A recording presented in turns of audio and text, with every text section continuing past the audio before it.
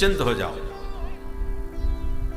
चिंता न करो राजन 7 दिन बाकी अभी, घड़ी भर में ही परलोक प्राप्त होता है। खट्वांग से राजा का मोक्ष 2 घड़ी में हुआ, तेरा तो शरीर अभी 7 दिन तक रहता है। मेरा यह कथन है ऋषि सब साक्षी हैं, भागवत पुराण से कष्ट सब मिटता है। देखता हूं आज से 7वें दिन तुम्हारे लिए, मोक्ष द्वार राम मार्ग कैसे नहीं खुलता है।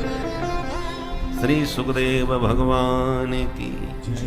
तो सुखदेव जी की वाणी में जो आत्मविश्वास भरा वचन निकल रहा था, उससे परीक्षित का भय समाप्त हो गया। बोले महाराज तो ये बताओ भगवान में मन कैसे लगे, भगवान का ध्यान कैसे करें। सुखदेव जी कहते हैं परीक्षित पहले 4 बातों का अभ्यास करो, तब ध्यान बहुत बढ़िया लगेगा। कौन कौन? जितासनो जित श्वासो जित संगो जितेन्द्रिय,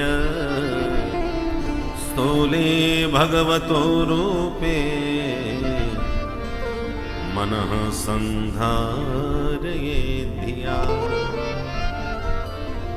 सबसे पहले साधक को आसन की सिद्धि करनी चाहिए।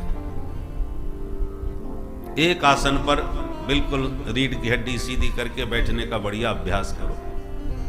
आसन सिद्ध नहीं होगा तो ध्यान लगाने बैठोगे और कमर का ध्यान आएगा, घुटने का ध्यान आएगा और शरीर में ही ध्यान पूरा पड़ा रहेगा, क्योंकि बैठने का अभी अभ्यास नहीं है। इसलिए जितासन, आसन को जीतो। दूसरे नंबर पर जितश्वास, श्वास पर संयम करो। प्राणायाम के माध्यम से श्वास पर संयम होता है। पूरक, कुंभक, रेचक विधि से प्राणायाम करना चाहिए।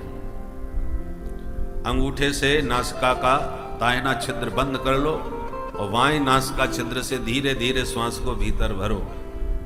इसको कहते हैं पूरक क्रिया। और जब भीतर पर्याप्त श्वास भर जाए तो दोनों नासिका छिद्रों को रोक लो और श्वास को भीतर ही रोक करके रखो। इसको कहते हैं कुंभक क्रिया। और फिर जिस अंगूठे से नासिका के दाहिने छिद्र को रोक रखा था उसको छोड़ दो और बाएं हाथ को बंद, बाएं नासिका छिद्र को बंद रखो और धीरे धीरे श्वास को बाहर निकालो। इसको कहते हैं रेचक। पूरक, कुंभक, रेचक, इस विधि से प्राणायाम करना चाहिए। श्वास को भीतर भरने का समय और श्वास को बाहर निकालने का समय बराबर होना चाहिए, पर श्वास रोकने का समय धीरे धीरे बढ़ाना चाहिए। पहले आधा मिनट रोको, फिर 1 मिनट, फिर 1.5 मिनट, फिर 2 मिनट। 2 मिनट तक रोकने का तो भली भांति अभ्यास करना चाहिए। प्राणायाम परम बलम। जितना आप रोकने का बढ़िया अभ्यास कर लेंगे, पर एक दिन में 4 दिन में नहीं, पहले धीरे धीरे रोकने का अभ्यास करें। कुंभक क्रिया को बढ़ाएं और धीरे धीरे समय को बढ़ाते रहना चाहिए। सनई सनई अभ्यास करना चाहिए, एकदम जबरदस्ती ना करें। जितना श्वास पर आपका संयम बढ़ेगा उतना ही मन पर आपका नियंत्रण होगा। मन श्वास का बहुत गहरा संबंध है, निकट संबंध है। मन में आक्रोश आ जाता है, क्रोध भर जाता है तो श्वास की गति भी तीव्र हो जाती है। इसलिए श्वास के संयम से मन का भी संयम होता है। तीसरी बात, जित संग। संसार में रहो, संसार के काम करो, संसार के व्यवहार करो, पर असंग होकर के करो। असंग, संग का अर्थ क्या है? एक होता है संग, एक होता है साथ। हम और आप साथ साथ बैठे हैं। शरीर की निकटता का नाम है साथ और मन की निकटता का नाम है संग। जो व्यक्ति आपको भा जाए या उससे कोई गहरा नाता जुड़ जाए तो वो मन में बैठ जाता है, उससे हमारा संग हो जाता है। और जिसका मन से संबंध होता है, संग होता है, वही व्यक्ति आपको दोबारा कभी भी मिल जाए तो आप पहचान जाएंगे। पहचाना क्यों? कि मन में बैठा है, इसलिए। अन्यथा इतने लोग बैठे हैं और 2 घंटे बाद भी कोई आप में से मिलने आए और आप कहो कि साहब पहचाना हमको, तो हमको कहना पड़ेगा नहीं पहचाने भाई। और ये साहब 3 घंटे आपके सामने बैठे रहे, आपके इतने पास रहे 3 घंटे और फिर भी आप नहीं पहचाने। तो शरीर के साथ रहने से आवश्यक नहीं हुआ व्यक्ति आपकी पहचान में आवे। पहचान में वही आएगा जिसका मन से संग होगा। इसलिए जित संग, साथ सबके रहो, व्यवहार सबसे करो, पर संग किसी के संग ना। संग माने मन को बहुत ज्यादा मन में किसी को ज्यादा ना बैठा। जित संग, इसको कहते असंग भाव से रहना, अनासक्त भाव से रहना। आ गया तो वेलकम, चला गया तो भीड़ कम।